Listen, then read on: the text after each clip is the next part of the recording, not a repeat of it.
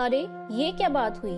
बेटी खूब खाए तो कुछ नहीं खाती और बहू जरा सी खाने की शौकीन हुई तो चटोरी। तुमसे कितनी बार कहा है, ये सारी चीजें तुम्हारी हेल्थ के लिए ठीक नहीं है। तुम रोज रोज क्यों बनाती हो? अरे रोज रोज कहाँ, कल कहाँ बनाया था मैंने। और वैसे भी तुम्हें पता है ना कि मुझे खाना कितना पसंद है, तो कभी कभी तो चलता है ना। तुम भी खाकर देखो ना कितने अच्छा बना है। एक दिन छोड़कर तो तुम रोज ही बनाती हो, कभी कभी कब हुआ? तुम जानती भी हो कितना जंक फूड खाती हो तुम। अरे ये जंक फूड कहाँ है? इसे तो मैं घर पर बनाती हूँ। तुमको नहीं खाना तो मत खाओ, लेकिन मुझे तो शांति से खाने दो। और ये भाषण ना अपने कॉलेज में जाकर दिया करो, यहाँ नहीं। अब इस भूखी औरत को कौन ही समझाए कि मैं जो बोल रहा हूँ इसकी भलाई के लिए बोल रहा हूँ, ना कि अपने लिए। शाम के समय। अरे टुनटुन कहाँ है? देख मैं तेरे लिए क्या लेकर आई हूँ। मम्मी मम्मी क्या लाई हो? गर्मा गर्म पकोड़े। अरे वाह पकोड़े। तुम फिर से कुछ ले आई? खुद तो खाती ही हो, ऊपर से बच्चों को भी ऐसा खाना खिलाती हो। दोनों माँ बेटे का साइज बिल्कुल एक जैसा है। मम्मी देखो ना, पापा मुझे मोटा बोल रहे हैं। अरे कैसे बाप हो तुम? कोई अपने पकोड़े जैसे गोल मटोल बेटे को मोटा बोलता है क्या? पकोड़ा ये नहीं, कद्दू है। कद्दू जी माफ कीजिएगा। खैर बच्चा ये सुनकर रोने लगता है। देखो रुला दिया ना मेरे पकोड़े को, बेचारा। ले तू ये पकोड़े खा, इनको रहने दे, ये तो ऐसे ही हैं टेढ़े।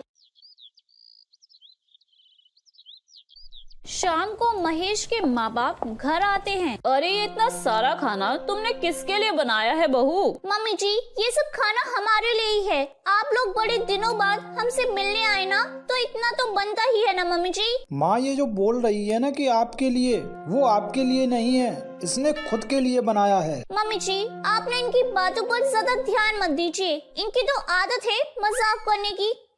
आप खाना खाइए ना। बहू खाना तो बिल्कुल अच्छा बना है, एकदम चटपटा। लेकिन हमारी उम्र में लोग चटपटे से ज्यादा सादा भोजन करना पसंद करते हैं। ये सही बोल रहे हैं। वो क्या है ना बहू, हम लोगों की उम्र में ऐसा खाना पचने में बहुत समय लगता है, नहीं तो ऐसा खाना कौन न खाना चाहे। मम्मी जी खाइए ना, एक ना एक दिन तो सबको जाना ही है, तो खाकर क्यों न जाए। अरे ये तुम क्या बोल रही हो? होश में तो हो ना। एक दिन सबको जाना है तो इसका मतलब ये थोड़ी ना है कि रोड पर वाहन के नीचे आ जाओ। अरे लगता है खाना तीखा बनाते बनाते बहू की जुबान भी तीखी हो गई है। बहू सोच समझ के बोला करो कि क्या बोल रही हो। मम्मी जी आप थोड़े दिन और रुक जाइए ना, मैं आपको रोज ऐसा खाना बनाकर खिलाऊंगी, फिर तो आपका पेट भी इजाजत दे देगा। अरे लगता है बेटा बहू ऐसा खाना खिलाकर हमारा पत्ता जल्दी काटने की सोच रही है। भगवान बचाए ऐसी बहू से। ठीक है मम्मी जी, लेकिन थोड़ा खाना और तो लीजिए। अरे नहीं नहीं बहू, मेरा बस हो गया। ससुर जी आपको तो लेना ही होगा। अरे बहू रहने दो, मेरा भी बस हो गया। वो क्या है ना, मुझे डॉक्टर ने आजकल कम खाने को कहा है। अरे पूछना बंद करो, तुम्हें समझ में नहीं आता? वो इस खाने को नहीं खाना चाहते, हम ही क्या जानवरों को भी ये खाना दोगी ना तो वो भी ना खाएं, इतना तीखा है। तुम तो अपना मुंह बंद ही रखो। तुम लोग नहीं खाओगे तो क्या हुआ, मेरा प्यारा बेटा पकोड़ा खाएगा। इतने में बच्चा दौड़ कर आता है। लो आ गया, शैतान का नाम लिया और शैतान हाजिर। खिलाओ इसको और गेंडा बना दो। अरे पकोड़ा, ये पकोड़ा कद्दू में कैसे बदल गया? कितना मोटा हो गया है। सच्ची दादी मैं मोटा हो गया हूँ क्या? लेकिन माँ तो बोलती है कि मैं वैसे का वैसा ही हूँ, 1 इंच भी नहीं बढ़ा। अरे कितना कमजोर है मेरा बच्चा, हाय मेरा बच्चा। अरे सच कहा है, तेरी माँ ने तुझे 1 इंच भी बढ़ने नहीं दिया, बस पेट बाहर आता जा रहा है। अरे मम्मी जी ये आप क्या बोल रही हैं? कहाँ है मेरा बेटा मोटा? इसे तो तंदुरुस्त बोलते हैं। तब तो मुझ जैसे को हड्डी बोलते होंगे ना। आप सभी लोग ना मेरा और मेरे बेटे का मजाक मत उड़ाइए। चलो बेटा हम चलते हैं हमारे कमरे में, वहीं जाकर खाएंगे। ऐसे ही महेश की बीवी कुछ न कुछ नया बनाकर खाती ही रहती। लेकिन एक दिन क्या हुआ? क्यों नाटक कर रही हो? अगर तुम मेरा ध्यान अपनी तरफ खींचने के लिए कर रही हो तो ये सब बेकार है। नहीं जी, मुझे सच में बहुत दर्द हो रहा है। इतना दर्द जैसे पेट में आग लग गई हो। क्या क्या खाया था? आग पेट में लगी है? कैसे? मैं दर्द से परेशान हूँ और आपको मजाक सूझ रहा है। मैं ये दर्द नहीं सह पाऊंगी। प्लीज मुझे डॉक्टर के पास ले चलिए। पागल, डॉक्टर के पास नहीं, तुझे तो किसी ठेले पर ले जाकर खड़ा कर देते हैं। क्यों? वहीं जाकर तुम ठीक हो जाओगी। महेश अपनी बीवी को पास के हॉस्पिटल ले जाता है और उसे डॉक्टर को दिखाता है। डॉक्टर जी, क्या हुआ है मेरी बीबी को? उसे ऐसा क्यों लगता है कि जैसे उसके पेट में आग लगी है?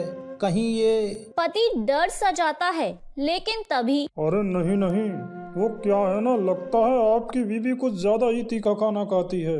अब आजकल की औरतों को कौन समझाए कि इतना तीखा खाना सेहत के लिए हानिकारक है, लेकिन अब इसके कारण इनके पेट में इन्फेक्शन हो गया है। अच्छा, तो ये इन्फेक्शन सही कैसे होगा? ये तो तीखा खाना छोड़ ही नहीं सकती। नहीं छोड़ सकती क्या होता है? अरे भाई, इनको तीखा और बाहर का खाना बंद करना होगा, नहीं तो ये इन्फेक्शन फैल गया तो अच्छा नहीं है। इनका ऑपरेशन करना पड़ेगा। फिर तो ये गजब सा फिगर है ना भाभी जी का। मम्मी जी जैसा हो जाएगा। हाँ, बाकी भाभी जी की मर्जी। अरे नहीं नहीं, मैं मोटी आंटी जैसा नहीं बनना चाहती। पर डॉक्टर साहब, अच्छा ठीक है, मैं ये सब खाना छोड़ दूंगी।